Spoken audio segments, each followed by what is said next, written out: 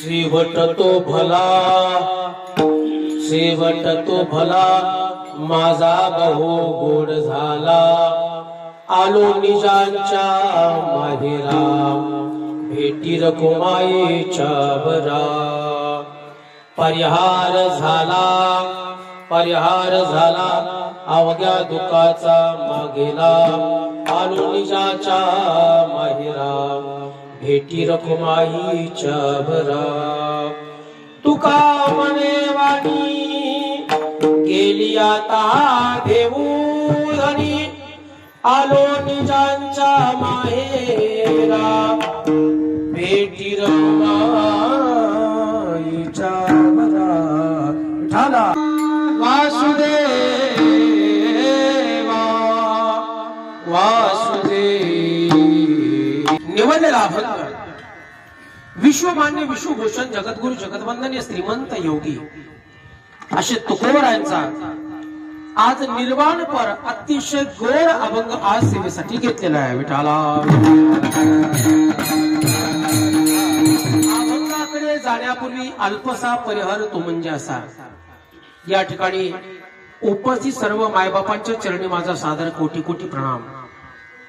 अबालवृद्ध वयोवृद्ध गुणवृद्ध गुणवान शीलवान चारित्र्य संपन्न सर्वांना अगदी धन्यवाद देतो. कारण आज आपण एवढ्या संसारातून अमूल्य वेळ काढून या ठिकाणी उपस्थित झालात. त्याचं एकमेव कारण आहे म्हणजे आमचे दादा आदरणीय वंदनीय हरिभक्त परायण.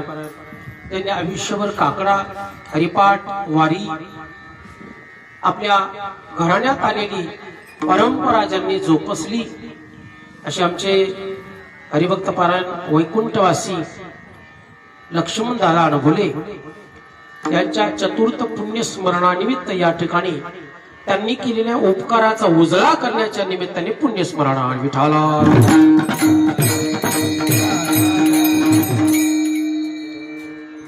कारण ज्यांचा मलाही काही वर्ष सहवास लाभला.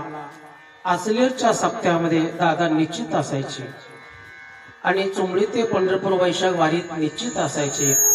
एरवी अनेक ठिकाणी जिथं जिथं कथा कीर्तन असायचे दादा आणि आगमन दादा ही दोघ जणांची जोड अखंडपणे असायची. आणि अशाच पारमार्थिक जीवन जगत जगत जगत या ठिकाणी आपला देह भगवान परमात्म्याशी एकरूप केला. आणि तो एकरूप केल्यानंतर त्यांचं स्मरण तुम्हा आम्हाला अखंडित राहावं. गुणाचं कौतुक कुणीही करावं दादा, कुणीही असू द्या. जे गुण असतात गुणाचं कौतुक करावंच. साऊंड सिस्टमचे नानासाहेब सपकाळ अतिशय गोड साऊंड सिस्टम देतात, त्यांना धन्यवाद. आणि लक्षात घ्या जीवनामध्ये माय बापाचे उपकार मी अनेक वेळा सांगतो. कारण पुण्यतिथी आणि वर्षश्रद्धाची कीर्तन गावात अनेक होतात. माय बापाने उपकार केलेत ना दादा, ते उपकार स्वयं परमात्मा म्हणते मी नाही फेडू शकत. इतके उपकार आहेत कोणाचे? भगवान मर्यादा पुरुषोत्तम राम प्रभू म्हणतात. काय म्हणतात? जानकी अगं मी पवित्र कूस पाहत होतो. 39 पिढ्या मी वाट बघितली आणि कौशल्या माता आणि राजा दशरथ त्यांची पवित्र कुळ पाहिलं आणि त्या ठिकाणी जन्म घेतला. त्या दोघांनी माझ्यावर जी प्रेम केलंय त्याचे उपकार नाही मी फेडू शकत. राम म्हणतात. का म्हणतात? कारण ज्या वेळेस रामप्रभूला वनवासामध्ये सगळ्या गोष्टी कळाल्या, राजा दशरथाने रामप्रभूच्या विरहात प्राण सोडला आणि त्यावेळेस राम म्हणतात जानकी बघ किती बापाचं माझ्यावर प्रेम होतं. माझ्या पित्याचं माझ्यावर एवढं प्रेम होतं की मी 6 दिवस फक्त त्यांना दिसलो नाही.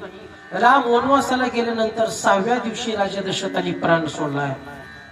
अरे इतकं प्रेम माझा पिताजी माझ्यावर करतोय असं नाही, प्रत्येक बाप आपल्या लेकरावर करतोय. फक्त एक आहे, आईचं प्रेम दिसतं, बापाचं प्रेम दिसत नाही, आहे का नाही? पण पहाडासारखं प्रेम करणारा माझ्यावर राजा दशरथ 7 दिवसांनी गत प्राण झाले. हे रामप्रभू सुद्धा सांगतात देव की मी माझ्याच्याने उपकार नाही फेडू शकत. मग मला सांगा तुम्ही आम्ही कोण आहेत महाराज? आहे का नाही? मग एका भक्तानी प्रश्न विचारला तुकोबारांना की तुकोबाराय आई वडिलाचे उपकार नाही फेडू शकत, पण आई वडिलाला समाधान होईल असं आम्ही काय करावं? बस काय करू नका, त्यांच्या उपकाराचा उजाळा करा आणि स्मरण करा. हे जे वैभव आहे ना हे माझं नाही बाबा. तुम्हाला सहज विचारलं बरं कसं काय चाललंय, काय ना सगळं घरदार बंगला गाडी सगळं आहे बर, पण हे माझं नाही बरं का, हे त्यांचा आशीर्वाद होता. त्यांचा आशीर्वाद नसता तर हे झालं नसतं. एवढा उजाळा केला तर त्या पितराला आनंद वाटतो विठाला. आणि पुण्य स्मरण याचा साधा अर्थ आहे, ज्याचं स्मरण केल्यानंतर आनंद वाटतो, त्याचं स्मरण केलं की ऊर्जा वाटते, त्याचं स्मरण केलं की उभा साक्षात पहाडासारखा बाप दिसतो, त्याचं स्मरण केल्यानंतर बस डोळ्यातून अश्रू वाहतात, समजायचं त्याचं पुण्य स्मरण आहे. त्याच्यात दोन फरक आहे.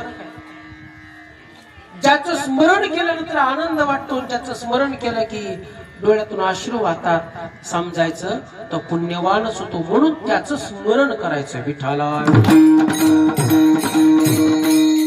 याच्या उलट बघा, दुर्जनाचं स्मरण केलं चांगलं तर वाटतच नाही, उलट क्रोध निर्माण होतो बघा. त्याचं स्मरण नाही करायचं. रामाचं स्मरण केलं की आनंद वाटतो, पण रावणाचं स्मरण केलं चांगलं वाटतं का? रावणाचं नाव घेतलं चांगलं वाटतं नाही वाटत, कंसाचं नाव घेतलं नाही चांगलं वाटत. आणि म्हणून जे पुण्यवान असतात ना त्यांचं स्मरण करावं अखंडितपणे, आणि तेच त्यांच्या उपकाराचा उजाळा आहे विठाला. आणि म्हणून अशा दादांच्या पुण्यस्मरणानिमित्त आता 4थं वर्ष, पहिल्या वर्षून कीर्तनाची सेवा माझ्याकडेच येते आणि सगळे परिवार प्रेम करणार आहेत, काही वाटत नाही. आणि या निमित्ताने आज अभंग नवीन आहे, मला पण अभंग नवीन आहे, मी पण आता पाठ केला आहे हो. आणि ते अक्का अभंग गोड आहे महाराज. शेवट तो भला, काय म्हणतात तुकोबाराय, शेवट तो भला माझा बहु गोड झाला हो. अभंगातून तुकोबाराय इतकं स्पष्ट सांगतात महाराज. मी प्रश्न विचारेल, माणसाची सुरुवात चांगली असावी, मध्य चांगला असावा का शेवट चांगला असावा? काय चांगला असावं, सुरुवात मध्य का शेवट?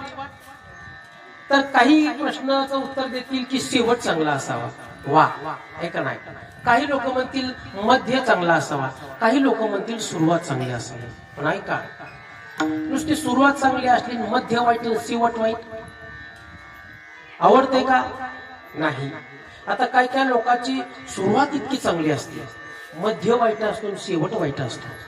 काही लोकांचा सुरुवात वाईट असते, मध्य चांगला असतो, शेवट वाईट असतो. मग इथं तुकोबारायची भाषा बोलतात, शेवट तो भला. काय कारण आहे? सुरुवात वाईट असावी, मध्यही वाईट असावा, पण शेवट चांगला असावा.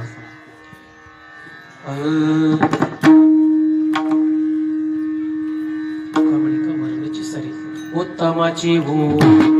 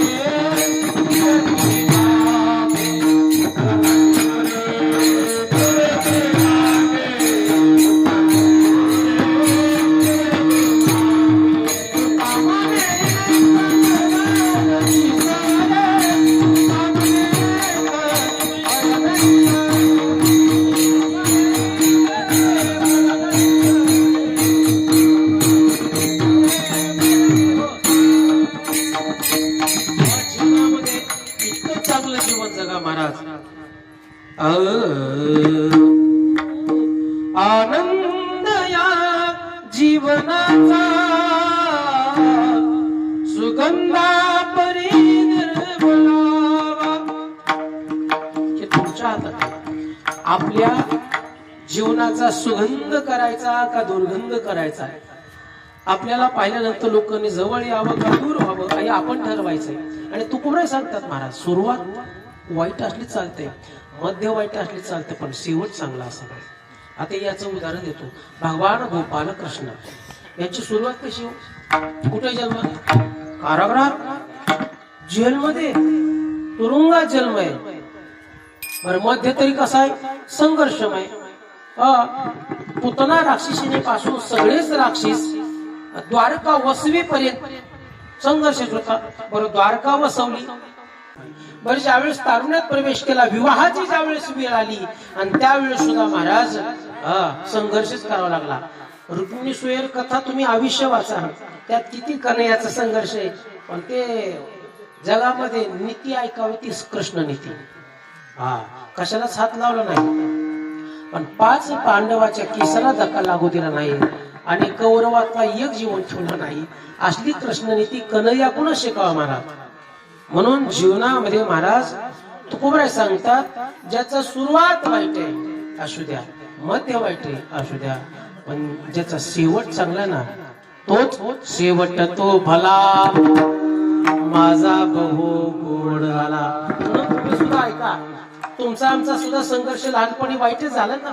कोण चोमच्या घेऊन आल्या सोन्याच्या तोंडात? नाही महाराज. प्रत्येकाचा संघर्ष सुरुवातीला काळात असावा.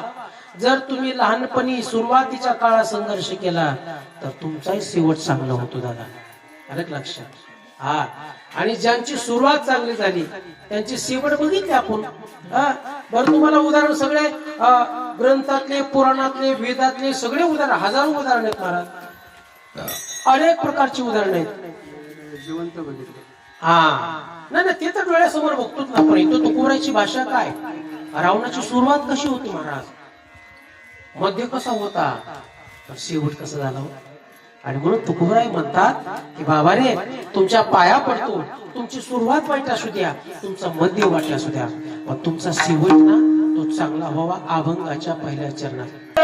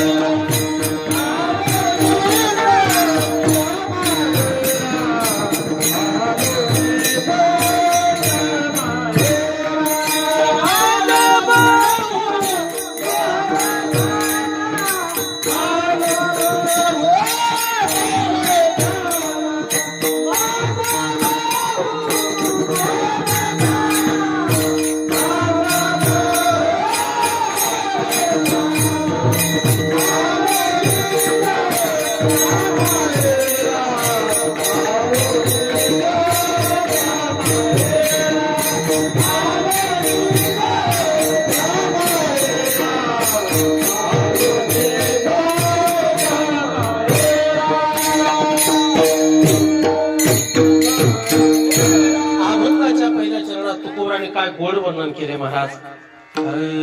शेवट तो भला माझा बहु गोड झाला.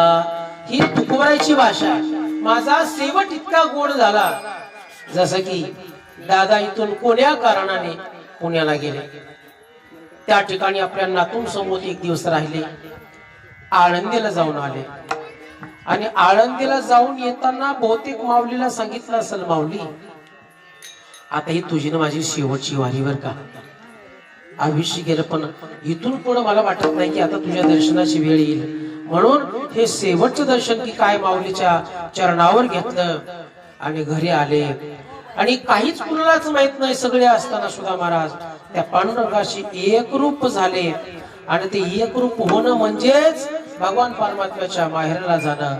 अभंगाच्या दुसऱ्या चरणात आलो निजांच्या माहेरा, आलो निजांच्या माहेरा, आलो निजांच्या माहेरा,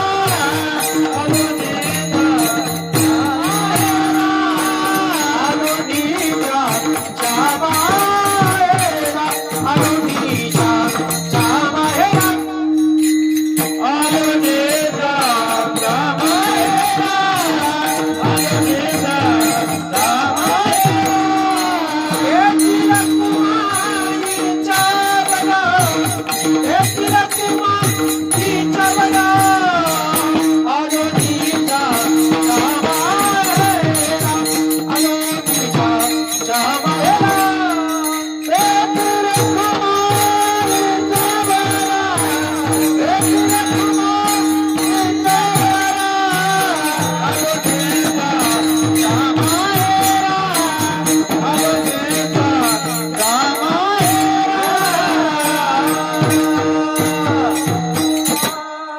अभंगाच्या दुसऱ्या चरणात इथं योग आला की देवा आता तुझी माझी नायरी गाठ पडणार. मग हे दर्शन घे आणि मला तुझा आपलासा कर. आलो निजांच्या माहेरा. आणि एक लक्षात घ्या, सासरी तुम्हाला कितीही सुख असू द्या बर का, कितीही सुख असू द्या, काम नसू द्या, सगळं जागेवर असू द्या, पण माहेरला आल्यानंतर त्या मुलीला जे समाधान आहे ते सासरी काय नाही, सोनं असू द्या खायला, ते समाधान तुम्हाला सासरी नाही. सासरी सुख असू शकत, सुख वेगळं समाधान वेगळं बर का. सुख वेगळं समाधान वेगळं. भूक लागली, इतकी भूक लागली, इतकी भूक लागली, इतकी भूक लागली आणि तुमच्या खिशामध्ये 1,00,000 रुपये. किती धरा, नसलं तरी धरा, नसलं तर नका, मी मागणार नाही, तुम्ही देणार नाही. पण भूक लागली, तुमच्या खिशात 1,00,000 रुपये आहेत.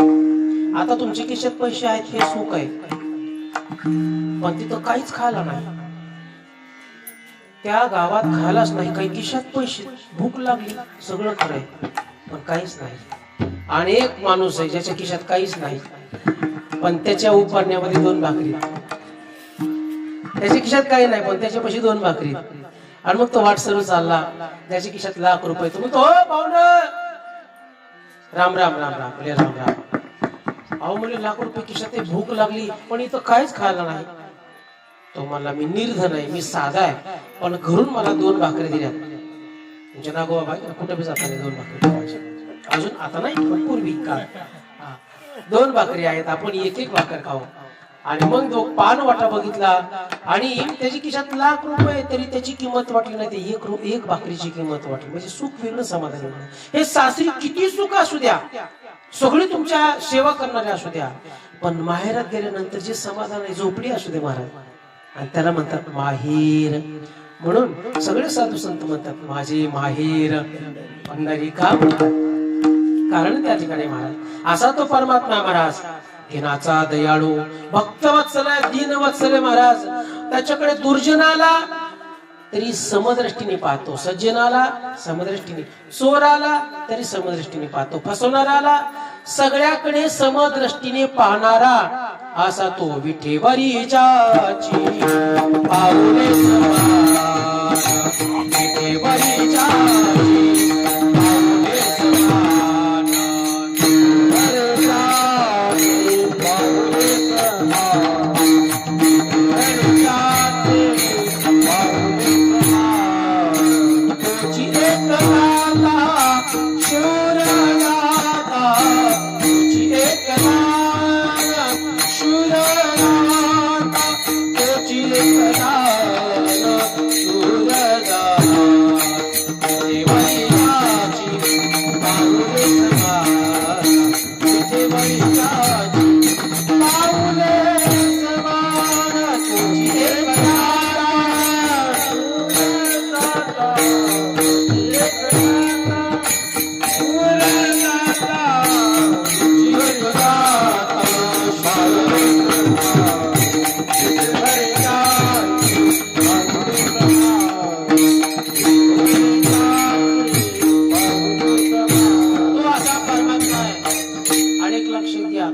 कुठं जा, चारिधाम यात्रेला जा, भारतात जा, भारताच्या बाहेर जा, विश्वामध्ये असा भगवान परमात्मा महाराष्ट्रात आहे.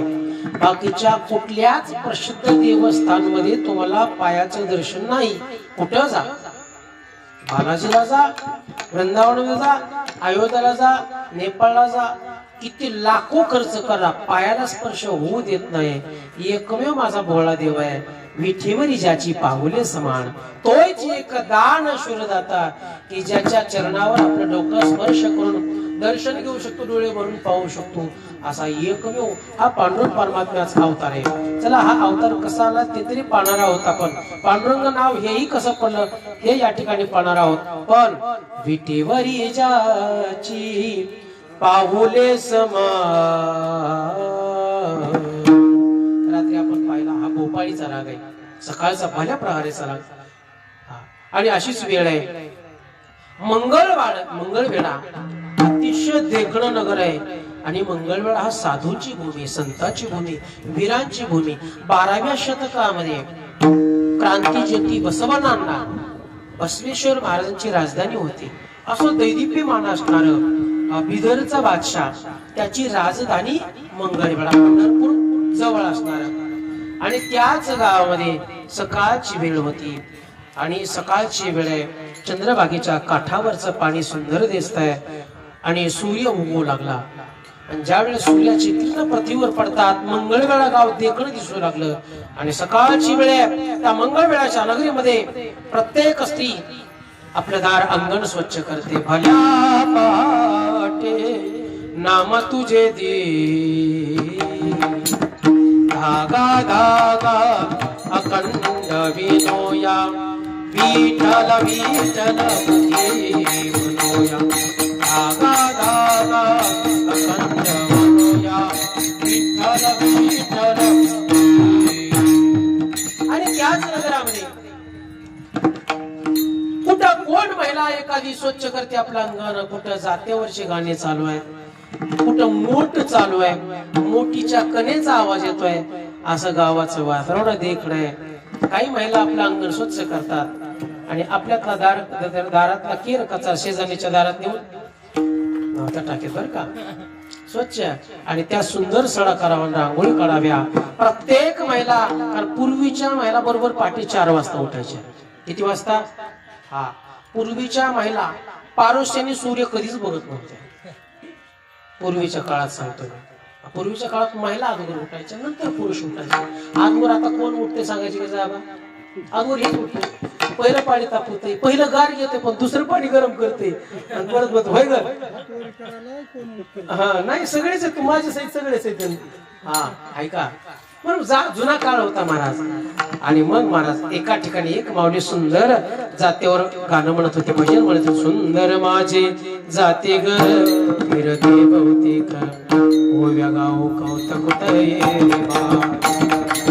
सासू आणि सासरा तिरहा तिसरा, ओव्या गाव कौतुक. अशा पूर्वीच्या काळात महिला जातेवर भजन म्हणायचे. त्याच्यामुळे काय होतं, परमात्मा त्यांना ताकद द्यायचा. आणि किती कष्ट पडू द्या महाराज, पाहिली ज्वारी दळायच्या, त्याच्या भाकरी करून द्यायच्या, कष्ट दिसत नव्हतं का? ते भगवान परमात्म्याला स्मरण करायचे. कुठलंही काम, कामामध्ये काम काही म्हणा, राम राम राम. हो, रात्री मी चाल म्हटलं महाराज, एक परमात्मा आहे, एक असा भक्त आहे महाराज. सगळ्या साधू संतांच्या दिंड्या पालक्या सगळ्यांच्या वाऱ्या पंढरपूरला जातात, पण एक असा संत महाराज, त्यांनी महाराज कर्मामध्ये देव पाहिला, कामामध्ये देव पाहिला. आणि त्यांनी विचार केला, जर परमात्म्याचे चिंतन मी हित करू शकतोय तर मला तिथं काय द्यायची गरज आहे. आणि तो असा संत आहे महाराज. आपण दिंडी मार्गे जातो, संत सावता महाराज. आणि संत सावता महाराज अखंडपणे शेतात उठलं की काम करायचे. आणि ती काय म्हणायची, हे सिद्ध ना, हे सिद्ध धनेच आहे. मी कोण आहे? मी एक खानदानी जमीन घेणार आहे, मी एक भाडेकरू आहे, मी एक सालगडी. स्वतःच्या जमिनीमध्ये ज्याने आयुष्यभर सालगडी म्हणून काम केलं त्या संताचं नाव आहे संत सावता महाराज. जमीन कोणाची? सावता महाराजाची. पण स्वतःची कधीच म्हणले नाही. हा, त्याच्यामुळे कुणी कुंकून आला, कुणी बांध कोरला, कुणी काय केलं, काय टेन्शन घेत नव्हते. माझं नाहीच म्हणायचं. फक्त मालकाचं आहे ना, तर मालकाने सांगितल्याप्रमाणे उठलं की आपलं कष्ट करायचं. आणि तोच महाराज संत सावता महाराज ज्या वेळेस खुरपाला बसावं, झाडाकडे बघितलं, आकाशाकडे बघितलं, शेतात बघितलं, जिकडं पाहेल तिकडं त्यांना भगवान परमात्मा दिसायचा. या झाडावर रागो मैना, आमच्या महाराजांची ठेव नाही बरं काही नका ते महाराज. या झाडावर रागो मैना, पण त्याला दिसत नव्हते. तोही विठ्ठल गे, तोही विठ्ठल गे. कांदा मुळा भाजी कांदा मुळा भाजी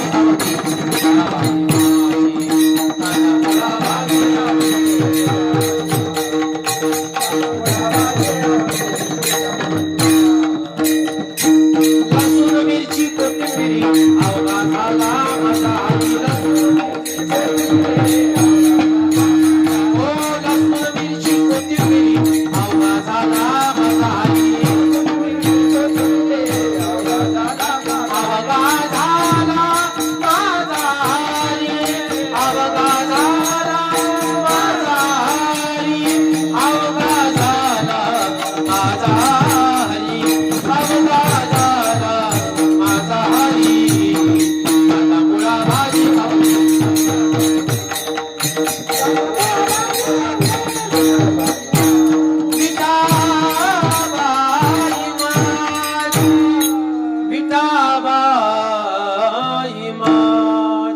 ज्यांना जिकडं पाहाल तिकडं विठोबाईच दिसायची.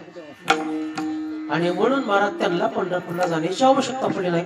कारण जिकडं पाहावं, तुमच्याकडे पाहिलं की पांडुरंग दिसायचे, तुमच्याकडे पाहिलं की पांडुरंग दिसायचे. आणि मग जिकडं अवघा झाला माझा हरी, म्हणजे जिकडं पाहिल तिकडं हरीच दिसायचे. म्हणून त्यांनी कामामध्येच देव पाहिला. आणि अशीच अवस्था आहे मंगळवेढा नगरीमध्ये. आणि त्या मंगळवेढा नगरीमध्ये एक प्रसिद्ध असणारी वेशा, गणिका आणि नत्यंगना. जशी शिवमहापुराणामध्ये महानंद आहे की पतिव्रता गणलेला आहे, पतिव्रतेमध्ये महानंदेचा नंबर लागतो. का तर ऐका, याचं कारण सांगतो. आपलं कर्म निषिद्ध जरी असलं तरी आपला भाव स्वच्छ असावा. काय, आपलं कर्म निषिद्ध आहे पण भाव कसा असावा? स्वच्छ असावा. कर्म निषिद्ध आहे. बरं चला उदाहरण देतो. सज्जन कसाई, माहिती सज्जन कसाई? तो कोणत्या कुळात जन्माला आला होता? कसाई आहे का नाही? खाटकी कुळामध्ये जन्माला आला, पण त्याचा इतका भाव होता महाराज. आणि तू अखंडपणे चिंतन करायचा, परमात्म्या हे देवा, माझ्या कुळात आले ती मला करावं लागले, बरं मला सोडून कसं जमणार आहे? मग मी माझं काम करतो, पण तू तुझं काम कर. काय काम कर? तो इथं जी बसलाय ना, तो इथून हालू नको. आणि मग सज्जन कसाई विकू लागे माऊस. विकू लागे माऊस म्हणजे काय? गिराईक म्हणून का गडी म्हणून? गडी म्हणून नाही. भगवान विष्णू परमात्मा शाळीग्रामाच्या रूपामध्ये जे माप होतं ना, माप आपल्या पाव किलो छटाक अर्धा किलोचं माप, त्या मापाचं शाळीग्रामचा दगड एका पारड्यामध्ये, आणि त्या शाळीग्रामाच्याच वजनाने तो मांस शिकवायचा. कोण? पण चिंतन असायचं महाराज. आता वेळ संपली दादा, पण त्याचं चिंतन असायचं. सारंगच राग आहे आणि मला आवडीच राग आहे. आमच्या ताई त्रिवेणी ताई पुढात ह्या रागाचं चांगले भजन मला येई विठ्ठले भक्त जन वत्सले. येई विठ्ठले भक्त जन वत्सले. पांडुरंगे पांडुरंगे पांडुरंगे पांडुरंगे पांडुरंगे पांडुरंगे पांडुरंगे पांडुरंगे पांडुरंगे पांडुरंगे पांडुरंगे.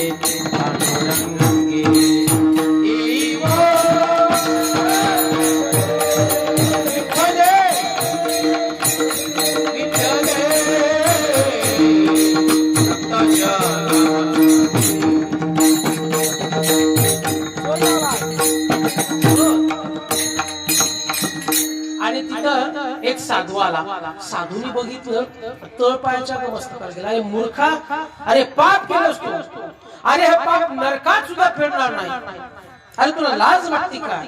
अरे माझ्या भगवान परमात्मा शाळेग्रामाला एका बारड्यामध्ये ठेवले आणि त्याच्या वजनाने तू मांस विकतोय. आणि हे सज्जन कसायला तेव्हा कळालं. त्यांनी आपला दगड म्हणून ठेवला आणि मग रडू लागले, माझी खूप चूक झाली देवा, मला क्षमा करा, मी अपराधी आहे, पण मला क्षमा करा. आणि मग तो शाळेग्राम चालला आणि त्या साधू घेऊन गेला. रात्री भल्या प्रहरे 3:30 वाजता, त्याला म्हणतात ब्रह्ममुहूर्त. आणि ब्रह्ममुहूर्तावर त्या साधूला स्वप्नात भगवान परमात्मा आले. हो साधू, अरे माझ्या भक्ताच्या डोळ्यात पाणी आणलंस, काय समजलास? तो उठ आणि त्या भक्ताची माफी माग, आणि जिथं होतो मी तिथं नेऊन ठेव. साधू गडबडून जागा झाला. ते साधू म्हणजे साधू कॉपी बहादर, अवस्था वेगळी, कॉपी करून सांगणं वेगळं. कॉपी बहादर होता. आणि मग ते दगड घेतला, काही खरं नाही म्हटलं. देव स्वप्नात आला. मी 80 वर्ष लोखंडाचं पीठ खालो, दऱ्याखोऱ्यामध्ये हिमालयात गेलो, तरी आतापर्यंत देव माझ्या स्वप्नात आला नाही. पण आता देव स्वप्नात आला. कोणामुळे आला? सज्जन कसायमुळे आला. आणि मग पळतच गेला. तो शाळेग्राम लेकरा त्या कसायला म्हणले, कसाया दरबाव माझ्या कोण चुकलं म्हणले. का? प्रत्यक्ष विष्णू परमात्मा, पांडुरंग परमात्मा स्वप्नात आले आणि स्वप्नात येऊन सांगितलं, माझ्या भक्ताच्या डोळ्यात तू पाणी आणलंस, हे जिथं मी होतो तिथंच मी होतो. आणि हे घेऊ बाबा देव. हे शाळीग्राम ज्यावेळेस त्या कसायाच्या हातात गेला, त्यावेळेस जणू काही लोण्याचा गोळाच आहे, जणू काही भगवान परमात्माचं हृदयच आहे काही की. आणि ते घेऊन उडू लागला. व्यवसाय तिथंच सोडला, कारण आज प्रचिती आली ना. आता प्रचिती आली, झटका बसला, सोडून द्यायचं. जोपर्यंत झटका बसत नाही तोपर्यंत करीत राहा. ज्या दिवशी झटका बसत नाही, झटका बसल्यावर जर परत तुम्ही त्या भोकरासारखं चिपकून राहिले का, मग काय? ज्या दिवशी झटका बसत, मलाही पटलं, माझ्यात बोललं झटका बसल्यामुळे झालं ना. आणि मग ज्या दिवशी झटका बसत, बस सोडून दिला. पुढची कथा खूप गोड आहे. ते चलत चलत भगवान परमात्म्याशी एक गुंठाला गेले. तिथे एक राजाच्या राणीने आरोप घेतला, हातपाय तोडले. ती पुढची कथा आहे. पण सांगा, ऐका, सज्जन कसायाच्याच घरी त्याला राहावं लागत. का राहायचं होतं? कारण देवानी त्याचा व्यवसाय बघितला नाही, तो काय काम करतो हे बघितलं नाही, त्याचा भाव पाहिला.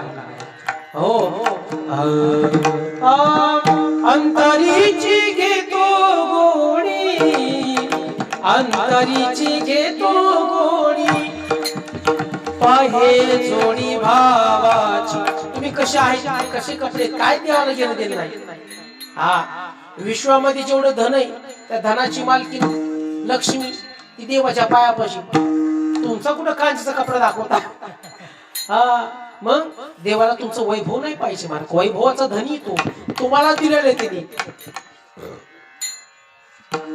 अंतरीची घेतो गोडी, अंतरीची घेतो गोडी, पाहे जोडी भावाची, पाहे जोडी भावाची, पाहे जोडी भावाची.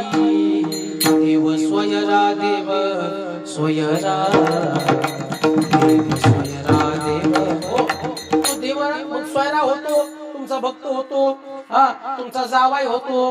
हा, अर्जुन भक्त होता, बहीण दिली. बलराम दादा देऊ देत नव्हता, तर त्या अर्जुनाने सांगितलं उलटा खेळ कर. म्हणजे काय? मी बरोबर प्लॅनिंग करतो. मग सुभद्राला रथ आणायला, तू माग बस. उद्या जर बलराम दादा आला तर त्याला म्हणता रे, अर्जुनाने नाही बहिणी रे आपली, मग आपल्या बहिणीनेच अर्जुन करून द्याला. असलं डोकं लढवलं महाराज. का? भक्तासाठी. भक्तासाठी देव काय बी झाला, पत्नी झाला, सगळं झालं. मला मुद्देवर यायचं मंगळवेळ्याला, कारण मंगळवेळातच आपलं कीर्तन संपवायचं. आणि त्या मंगळवेळ्यामध्ये अप्रतिम देखणी असणारी, जिने पान खाल्लं तर तिच्या गळ्यातून दिसावं अति देखणी असणारी एक नत्यंगना, वेशाकर्म करणारी. आणि तिचं नाव आहे, काय नाव आहे? कानोपात्रा. पण चला, कानोपात्रेपेक्षा कानोपात्रेची आई असेल किंवा तिची कोण सांभाळणार असेल, ती अप्रतिम देखणी. आणि मग त्या काळात मंगळवेळात राजे लोक गाणं ऐकायला, नृत्य गाणं अनेक त्यांचं काही निषिद्ध कर्म करण्यासाठी येत होते. धन भरपूर होतं आणि प्रत्येक ज्यावेळेस कानोपात्रा वयामध्ये आले त्यावेळेस कित्येक राजे तिच्या त्या आईला किती धन द्यायला तयार होते की ही कन्या, ही मुलगी आम्हाला द्या.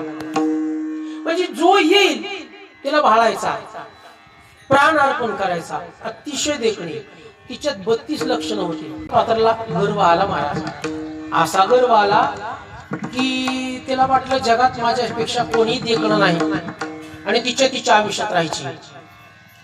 आणि मग भगवान परमात्मा म्हणले, अरे भक्त तर माझच आहे, पण भक्ताला गर्व आल्याला देवाला चालत नाही. बाकी काही चालत, तो कसला असू द्या. आपले दास पाटील का नाही, तो निश्चिम भक्त होता, निश्चिम भक्त होता ओरिजिनल. घरात जर काही घरच्यांनी काही कार्यक्रम केला तर तो येऊन सांगायचा किंवा भांडणं करायचा, दुसऱ्या हांड्यात पाणी आणायचा, बाहेरच आंघोळ करायचा. इतका निश्चिम भक्त होता तो मोहनदास पाटील. त्याचा शेवट बहुत झाला, चांगला झाला म्हणायचं. हा झाला असेल तर चांगला झाला म्हणायचं, सांगायचं काम आहे, देव पाहत नाही. आणि मग तिथून पंढरपूरला आषाढीची दिंडी निघाली महाराज. ज्ञानदेव तुकाराम, ज्ञानदेव तुकाराम, ज्ञानदेव तुकाराम, ज्ञानदेव तुकाराम, ज्ञानदेव तुकाराम,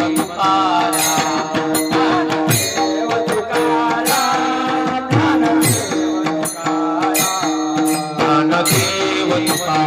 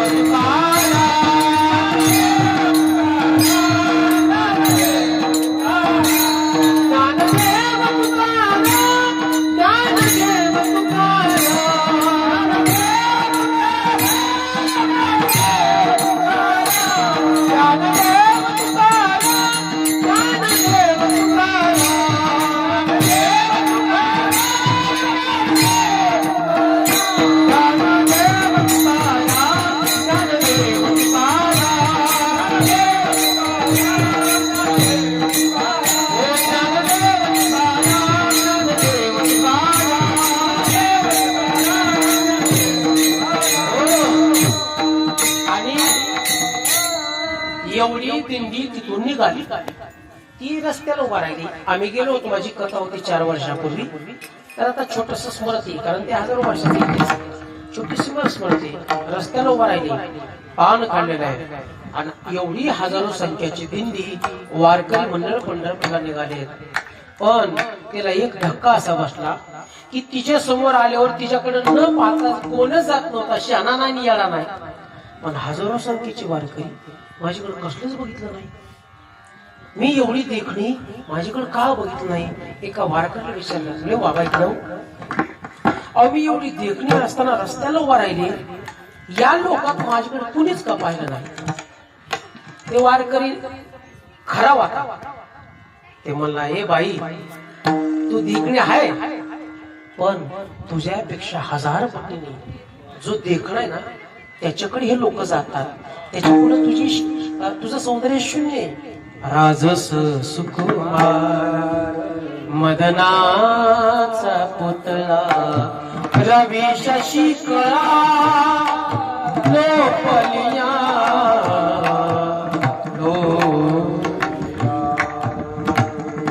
असा तो परमात्मा आहे. खरंच हो, बघतेच म्हणजे माझ्यापेक्षा कोण दे. आणि या गोगणे वारी पुढे गेली आणि ज्या राजाने मागणी घातली होती त्या राजाने सांगितलं, अनुपत्रा माझी हो, नाही तर तू कुणाचीच होऊ शकणार नाही. आणि मग ज्यावेळेस त्याला वाटलं की आपल्या सौंदर्यामुळे आपला घात होणार आहे, अति को पताका जातेल याला अति नम्रता पात्र होते भीतीला, अति कार्य कोणतेही नसावे, मर्यादेमध्ये सगळं काही असावे. हो, अति सौंदर्य धोका बा, अति शक्ती धोका, अति विद्वत्ता धोका, अति बलवान धोका आहे, अति हुशार आमचे चुलते, अति हुशार, अति विद्वत्ता अति सौंदर्य अति बलवान घात होतो महाराज, घात होतो. कारण या कलियुगामध्ये तो कुणालाच अति होऊ देत नाही, कुणालाच अति होऊ देत नाही. जगामध्ये असलं कम्प्युटर आजपर्यंत निघलं नाही, आतापर्यंत असलं कम्प्युटर सारखं लोक स्वामी विवेकानंदाचं होतं. पण किती वर्ष मिळालं त्यांना? 39 वर्ष फक्त वय. कारण 38व्या वर्षात त्याला 31,000 होते. माहित नव्हतं कुणाला, पण 31,000 होते. नाही सांगितलं कुणाला. जगद्गुरु तुकोबरायला किती वर्ष वय मिळालं? 42 वर्ष. ते संत होते ना, हजारो वर्ष जगले असते. पण नाही, म्हणून असे अति सौंदर्यवान घात आहे. आणि मग सेवकांना पाठवलं. बादशाहनी सांगितलं की जर नाही आली तर बांधून आणा, बळजबरीने आणा. आणि ज्यावेळेस त्याला कळालं की आपलं सौंदर्य आपलं घाट ठरणार आहे आणि वारकऱ्याच्या मुखातून ऐकले असा तो परमात्मा आहे. ओ भेटी लागी उभा तो अखंडपणे पंढरीशी जारी आल्यानो संसारा, जिनाचा सोयरा पांडुरंग वाट पाहे उभा भेटीची आवडी कृपाळू तातडी. आज तुम्हाला चिंता सांगणार, मी हसवणार नाही, कारण आता सारखंच महिने 2 महिन्यात आहेच ना, ठीक नाही. चला, म्हणजे माझ्या बुद्धीत थोडासा ताण चांगला वाटतो. असा परमात्मा आहे, माझ्यापेक्षा देखणा आहे. आणि जी तिथून निघाली महाराज, वायूच्या वेगाने पळती पाठीमागे सेवक लागलेत. आणि पळत पळत पळत पळत आली पांडुरंगाच्या दरबारात. पूर्वीचं मंदिर होतं फक्त पांडुरंगाच, पुढचं काही सभामंडप नव्हतं. आली आणि पांडुरंगाच्या चरणावर रडू लागले महाराज. इतकी रडू लागली. पण तिला एक विचार लक्षात आला की माझ्यापेक्षा देखणा परमात्मा आहे. म्हणून तिने त्या पायावर नुसतं बोट टेकवलं असं. त्यात जसं रबर असते ना, इतकं कोमल भगवान परमात्म्याचे पाय, तिचं बोट त्यात बुडालं पायामध्ये. आजही तुम्ही जर ती मूर्ती पाहिली ना, मूर्तीचे जे चरण आहेत ना, एका चरणाला असा गोल गल गल झाल्यासारखं झालंय. तो तिचं बोट आहे कानोपात्र असं. आणि वरी बघितलं तरी लक्षात घ्या, तो मग आम्हाला मूर्ती दिसणार, पण भक्ताला मूर्ती न दिसत. मग तुम्ही आम्ही पाहतो ते सावळ रूप, पण भक्ताला जे दिसतं ते स्वरूप. अलग लक्षात, रूप वेगळं आणि स्वरूप वेगळं. रूपान स्वरूपात फरक असतो महाराज. नवीन नवीन लग्न झाल्यानंतर नवरदेवाला नवरीचं काय आवडतं? रूप. काय आवडतं? आणि 1-2 वर्षांनी तिचं काय आवडतं? परत त्याला रूप नाही आवडत, त्याला गुण आवडतात. आता रूप कोण आहे? उलट सुलट बोलते.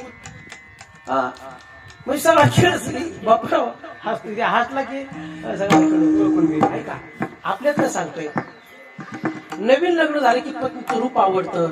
पण ती पत्नी जर चंडिका निघाली बर का, डंकिनी शंकिनी पत्नी अशी 4 प्रकारे, तर मग तिचं रूप नाही आवडत तिच्या गुणामुळं. तसं तुम्हा आम्हाला भगवान परमात्म्याचं फोटो मध्ये पाहतो, आपण रूप पाहतो. आपल्याला स्वरूप कधी दिसतं? ज्यावेळेस आपण तितकं मिक्स व्हावं, तितकं देऊन आपण एक व्हावं, तितकी अवस्था व्हावी, त्यावेळेस स्वरूप दिसतं महाराज. तेव्हा बरं झालं, वारकऱ्यामुळे माझा अहंकार संपला आणि इथपर्यंत त्या वारकऱ्यामुळे आले. आता देवा इथून आता तुमचं एकदा स्वरूप बघितलं बघा, मी बी सौंदर्यवान आहे, पण तुम्ही माझ्या पटीने 1000 पटीने तुम्ही देखणे. आता तुमचं स्वरूप तुमचं देखणे पण बघितलंय. आता जगातलं कुठलंच देखणे पण मला बघायचं नाही. मग माझा शेवट गोडी इथंच करा. विठोबा आणि अशी असणारी कानोपात्रा निषिद्ध कर्म करणारे, पण भगवान परमात्म्याला एकदाच बघितलं आणि चरणावर प्राण सोडला. तिथं तिची शेजारी देवानी समाधी करायला लावली. मग तुम्ही बारीने दर्शन घेतले की आता झाडे ओटून गेले, झाड ते कानोपात्रीच्या समाधीवरच. लोक सारखं हात लावतात, त्याची ते फांद्या तोडतात. काय लोक महाराज, मूर्तीचं दर्शन घ्यावं का मूर्तीच्या तोंडात पेढा खापसावा? इतकी आपली लायकी का हो की तोंडात पेढा ठेवला. ते बारशीमध्ये कुठे मंदिरात बघा ज्या मूर्ती असतात का नाही, नका दाखवा, त्यातला अर्क तो घेत असतो. त्याच्या डोळ्यात, नाकात, तोंडात पेढा ठेवतात. असं काय येडे बिडे का काय महाराज? तुम्ही त्या मूर्तीला पेढा लावला की तो पेढा खातोय, आणि तो जर पेढा खायला लागला तर तुम्ही घेताल का? मला नाही घेणार मला. अख्खं विश्व एक कासात त्याचे संपत आहे. तुम्ही काय खाऊ घालणार मला? ते लोकांचं दांभिक भक्ती महाराज. तुम्ही फक्त दाखवा, त्याला पेढा घ्या, तो दाखवा, भक्तांना वाटप करा. नारळ फोडतो म्हणजे देव नारळ खात नाही, तर नारळ फोडण्याची जी भावना आहे ती तिथपर्यंत पोहोचते की याने काहीतरी त्यागलंय, याने काहीतरी त्यागलंय. हा, म्हणून सांगायचं तात्पर्य, तुम्ही काही दान करा, त्याच्या 1000 पटीने तुम्हाला नाही फळ मिळणार, तुमच्या पुढच्या पिढीला, तुमच्या मुलाला, नातू पंतूला ते फळ मिळणार. हा, मिळतच मला निश्चित आहे, कारण तो परमात्मा पुन्हा कोण फुकट घेत नाही, फुकट घेत नाही, पण देतो असा ना छपार फाडके. तसं या महिन्यात पुरुषोत्तम मासामध्ये जावाला काय म्हटलेलं महाराज, तो जावाई भगवान परमात्म्याचं एक रूप मांडलेलं आहे, म्हणून त्याला दान करायचंय, धोंडा दान. हा, तुम्ही बघा, पूर्वीच्या काळात जावायला अधिक मासात जास्त बोलवायचे, एरवी नाही जमलं तरी. भगवान शंकर त्यांचं घर कुठे हो, कुठे राहतात? हिमालयात. स्मशान म्हणजे हिमालय, आणि हिमालय कोण आहे त्यांचा? सासरा महाराज. हा, भगवान विष्णू परमात्मा कुठे राहतात? क्षीरसागरात. आणि सागर कोण आहे त्यांचा? सासरा. ही दोन्ही दिवस राहते सासरवाडीत, मग मी राहिलो म्हणजे काय झालं?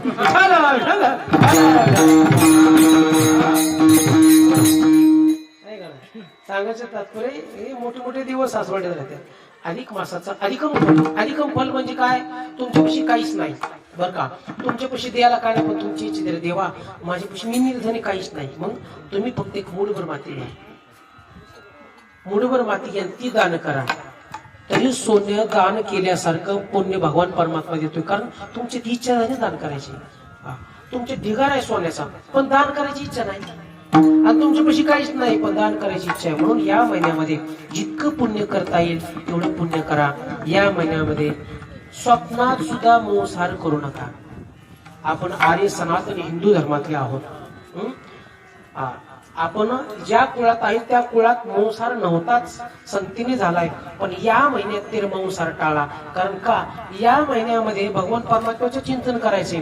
तुम्हाला नाही देवदर्शनात जाता आला, ज्याचे पैसे असतील त्यांनी जावा, पण नाही जमता आलं ना, शेतात काम करा, शेतात काम करा, चिंतन करा. तुम्हाला नाही चिंतन करा, मोबाईल लावा, कीर्तन ऐका, भजन ऐका, तो सुद्धा एक प्रकारे परमात्मा आहे. पण या महिन्यामध्ये निषिद्ध कर्म आपल्या हिंदू लोकांनी करूच नाही. कुणाची हत्या करू नये, लक्षात घ्या, कारण इतका पवित्र महिना आहे. आणि या महिन्यात जर आपल्याकडून जर निषिद्ध कर्म म्हणून मांसाहार जर होत असेल ना, तर लक्षात घ्या, तो परमात्मा माझा माझा माझा माझा विठ्ठल माझा, मी विठ्ठलाचा.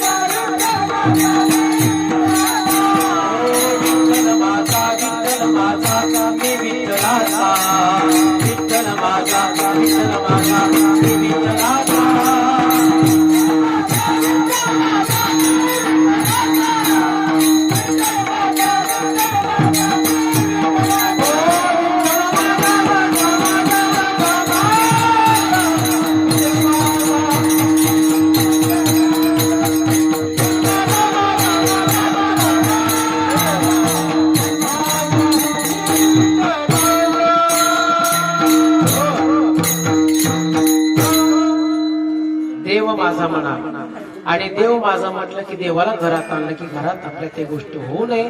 तुमच्या चरणावर माफी मागून पाया पडून सांगतो, एरवी तुम्ही काही केलं तर मला घेणं देणं नाही, तुमचं कर्म तुमच्या सोबत आहे.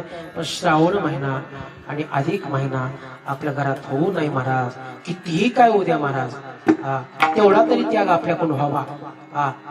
मुलांना सुद्धा सांगा, रे बाबा आपण ज्या धर्मात आलो आपल्यात नाही चालत, एवढं मेहनत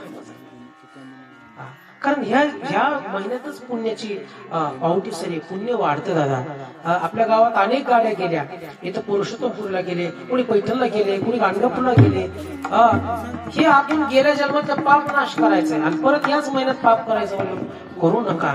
आजच्या दादांच्या कीर्तनाच्या निमित्ताने सांगेल, शेवट तो भला माझा भाऊ गोड झाला. हो, माणसाचा शेवट गोड हो. आपल्याला आपण जर या जगातून गेलं, फक्त कोणाच्या तरी डोळ्यात पाणी एकदा यावं, माणूस चांगला होता. बस शेवट तो भला माझा भाऊ गोड झाला. आलो निजाच्या माहेरा भेटी रकुमारीच्या वरी परिहार झाला. परिहार झाला दुःखाचा मागेला. परिहार झाला, दुःख संपलं. देवा तुझ्या चरणापाशी आलो ना, सगळं दुःख संपलं. तुका म्हणे वाणी गेली आता देव दिने. आता देवा या वाणीने तुझ्याशिवाय कोणाचीच कीर्ती गाणार नाही. ही वाणी आता तुझीच आहे ज्ञानेश्वर.